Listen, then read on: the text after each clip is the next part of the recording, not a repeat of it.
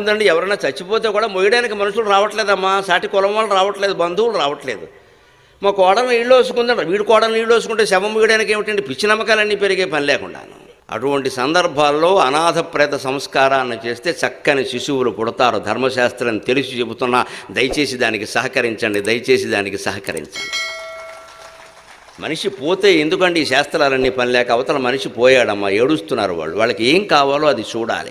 పూర్వకాలం వ్యవస్థ ఎలా ఉండేదంటే మా చిన్నతనంలో చూసేవాళ్ళం, ఎవరైనా ఇంట్లో ఎవరైనా పోతే పక్కింటి వాళ్ళు మొత్తం ఆ ఇంటికి సరిపడా అన్నం కూరలు వండి పట్టుకెళ్ళి కూర్చుని తినిపించేవారు. మేము తినలేమమ్మా, ఏడుపు వస్తుంది, ఏడవడానికైనా ఓపుకుండాలి కదమ్మా అని తినిపించేవారు.